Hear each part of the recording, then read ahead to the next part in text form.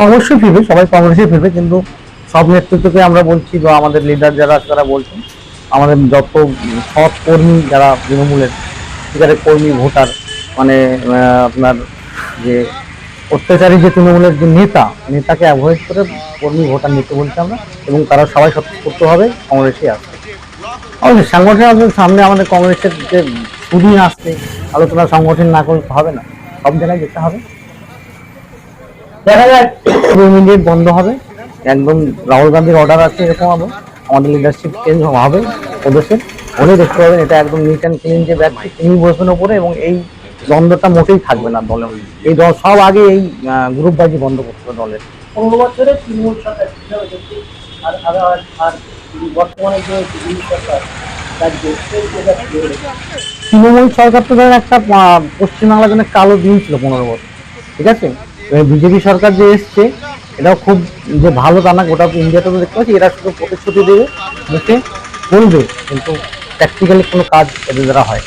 এরা একটা পার্টিকুলার একটা মানে একটা একটা শ্রেণীর সরকার, সাধারণ মানুষের সরকার না, এটা একটা গরিব মানুষের মেহনতি খেটে মানুষের কৃষক ভাইদের এরা কারো সরকার না। ভাতা দিয়ে কোনোদিন দেশ চলে না, ভাতা দিয়ে কিচ্ছু হয় না। ভাতা একদিক দিয়ে দেয়, আরেক দিক দিয়ে রাস্তায় আবার সরকার তুলে নেয়। যে ভাতা দিচ্ছে পুলিশকে গাড়ি ধরিয়ে আবার হেলমেট কেস দিয়ে এই কেস দিয়ে আবার সেই ভাতাটা বাড়ি থেকে নিয়ে নিচ্ছে। মেন যে কর্মসংস্থান পশ্চিমবাংলায় সেইটাকে আগে দেখতে হবে। এই যে হিন্দু মুসলিম এই গরু ছাগল এই খাওয়াই নিয়ে যেটা করতে সরকারে এসে 15 দিনের মধ্যে, এটা কিন্তু বাংলার জন্য খুব শুভ সংকেত না। তৃণমূলের তো এখন ধরাশায়ী হয়ে গেছে, এই সরকার আগামী দিন আসবে বলে মনে করে?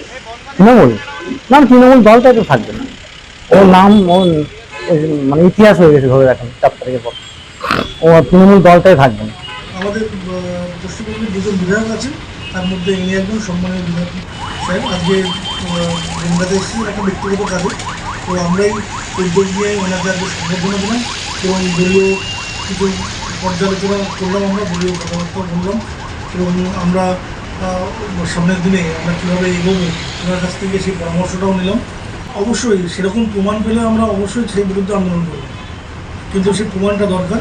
সেই প্রমাণটা যদি পাই আমরা অবশ্যই আন্দোলন করব। এর সময় আমরা একটা চালের বিষয়টা নিয়ে আমরা এবং সিপিএম যৌথভাবে আমরা বিডিও সাহেবের কাছে আমরা ডেপুটেশন জমা দিয়েছিলাম যে একটা চাল মনে হয় তৃণমূল কংগ্রেসের একজন জেলা পরিষদ সদস্য উনি চাল নিয়ে গেছিলেন এবং তার বিরুদ্ধে আমরা ডেপুটেশন জমা দিয়েছিলাম। এবং গাইঘাটা এলাকার সাংগঠনিক ব্যবস্থা কংগ্রেসের যে খুব ভালো তা নয়, আমরা একটু দুর্বল জায়গায় আছি। তবে সত্যি কথা বলতে 4 তারিখের পর থেকে বিভিন্ন মানুষ ফোন করছেন যারা কংগ্রেস প্রেমী। অ্যাকচুয়ালি কংগ্রেসের লোকজনই তো তৃণমূলে চলে গেছিলেন, এটা তো অস্বীকার করার জায়গা নেই। আজকে তৃণমূলের এই দুরবস্থার জন্য বেশ অনেক মানুষ যারা বিভিন্ন বুথে যারা তৃণমূলটাকে ভালোবেসে করতেন আর কি, যারা কোনো দুর্নীতির সঙ্গে যুক্ত ছিলেন না, তারা অনেকেই ফোন করছেন। কারণ যারা দেখবেন যারা দুর্নীতি করছে না তারা বাঁচতে অন্য দলের সহযোগিতায় যাবে, কিন্তু যারা ভালোবেসে দলটা করেন কংগ্রেসী আদর্শে যারা অনুপ্রাণিত হবে তাদেরকে আমরা জয়েন করবো। তৃণমূলে গেছে আশাহত হয়েছে।